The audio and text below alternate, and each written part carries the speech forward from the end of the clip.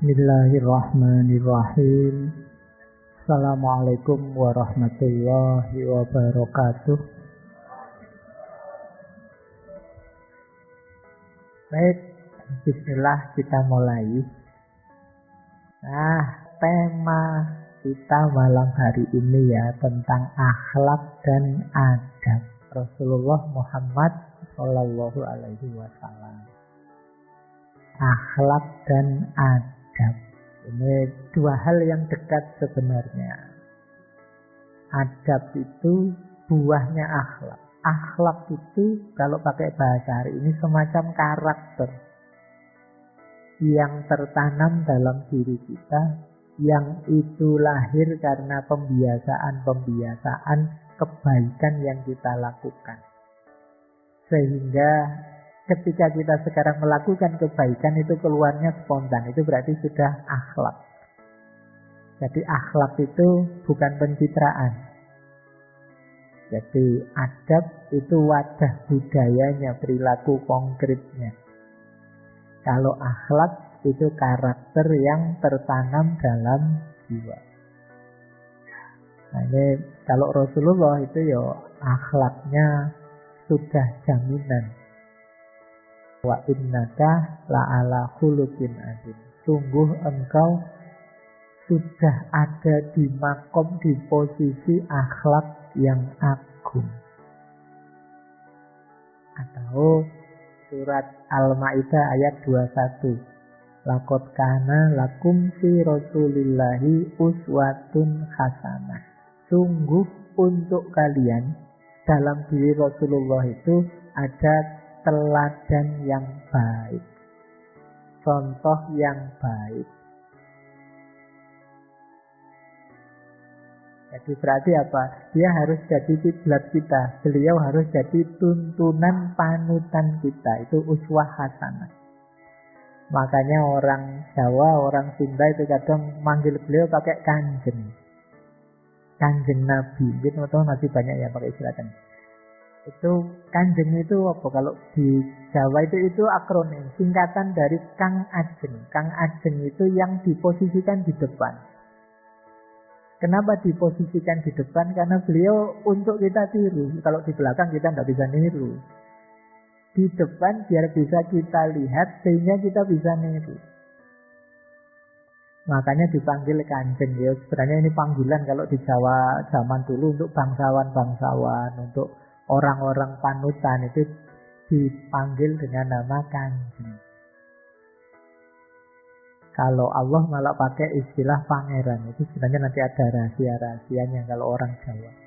Tapi kanjeng tadi itu maksudnya. Ya memang beliau sangat dimuliakan. Makanya pakai istilah kanjeng Nabi untuk diikuti.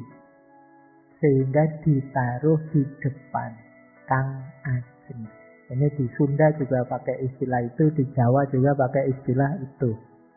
Kenapa beliau kemudian ditaruh di depan? Ya biar kita bisa niru, bisa meneladani. Biar tidak hanya HP saja yang di depan kita. Selama ini kan di depanmu TikTok, terus ya kamu nirunya TikTok. Kalau di depanmu Twitter, terus ya nirunya Twitter. Kalau tiap hari yang kamu lihat joget-joget TikTok atau komedi-komedi atau apa ya, karakter gaya berpikir nalarmu ya terbentuk begitu nanti. Maka kanjengmu berarti bukan kanjeng Nabi tapi kanjeng TikTok ya. Kanjeng Instagram, kanjeng YouTube. Nah itu yang kamu muliakan hari ini. Nah yuk kita ganti ya. Ya boleh sekali-sekali ditengok tapi tidak ditaruh di depanmu sebagai panutan. Yang jadi panutan jadi uswah hasanah ya Rasulullah saja pastinya. Baik, karena memang beliau oleh Allah memang diposisikan sebagai uswatun hasanah karena memang akhlak beliau sudah paten, sudah pakem. Oke, kita lanjut. Nah, kenapa tema akhlak penting? Akhlak dan adab ini penting ya karena misinya Rasulullah sendiri, beliau bilang innama bu'istu liutammima makarimal akhlak. Sesungguhnya aku diutus untuk menyempurnakan akhlak yang mulia. Membuat akhlak mulia jadi utuh, jadi sempurna. Berarti apa? Yuk kita perhatikan benar aspek akhlak ini. Karena itu berarti kita sedang mensukseskan misinya Rasulullah. Jadi kadang-kadang akhlak itu kan kececer di belakang. Dilihatnya paling akhir. Nah, mulai sekarang yuk, bukan berarti yang kalau orang-orang kan kadang-kadang sholat enggak dia. Apa enggak? Yang dilihat itunya dulu kan. Tapi sekarang boleh ditambah akhlaknya juga dicek. Karena ini juga variabel penting. Misi utamanya Rasulullah. Innama bu'istu liutammima makarimal akhlak. Bahkan ada hadis yang isinya semacam sumpah dari Rasulullah. Wallahi nafsi biyadihi. Sungguh demi zat yang jiwaku ada di tangannya. Demi Allah. La yadkhulul jannata ahadun illa bihusnil khuluq.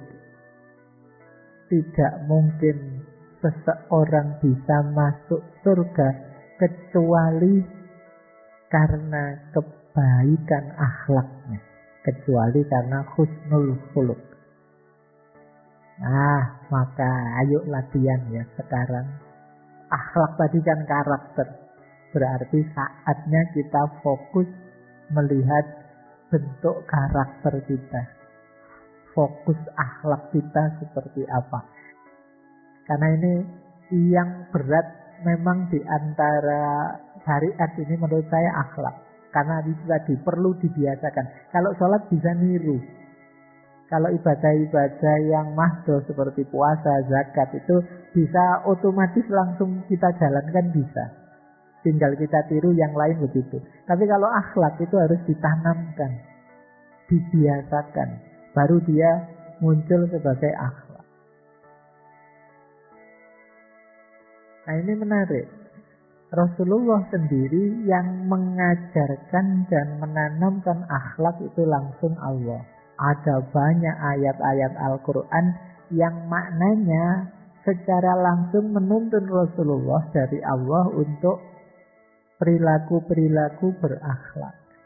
Ini saya ambil dari Isya. Contohnya surat Al-A'raf ayat 199.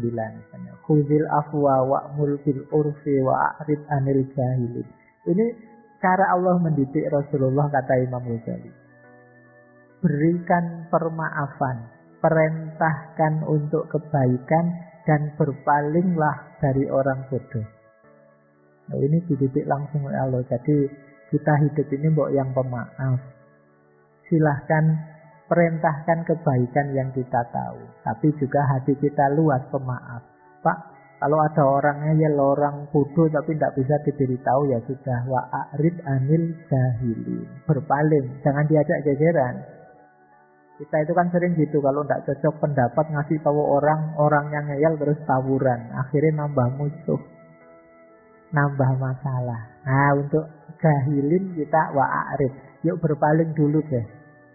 Nunggu dia pinter, biar dia belajar dulu. Kita cari jalan lain biar dia tambah pinter. Jadi diawali dari khudhil afwa, maafkanlah. Rasulullah ini kalau pakai teorinya ahli syariati, beliau ini bersih sejak awal. Jadi manusia itu kan sering terkontaminasi sejarah pengalaman hidupnya. Kalau Rasulullah enggak, langsung dari Allah. Kenapa begitu? Itu kalau ahli syariati diurut dari sejak beliau bahkan belum lahir, ayah beliau meninggal. Manusia itu yang paling berpengaruh dalam hidup kan orang tuanya. Biasanya untuk ilmu pengetahuan yang paling awal ayahnya. Nah, sebelum beliau lahir bahkan ayahnya sudah tidak ada. Itu berarti beliau tidak mendapat kontaminasi dari ayah. Sebelum beliau dewasa, sebelum beliau balik ABG, ibu beliau meninggal. Pengaruh dari ibu juga minimal. Masyarakat juga tidak banyak mempengaruhi Rasulullah. Sejak kecil aktivitas beliau antara mengembala atau dagang.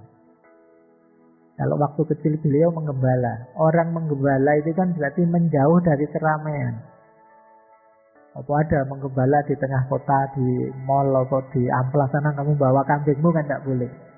Menggembala itu kan mesti menjauh dari keramaian.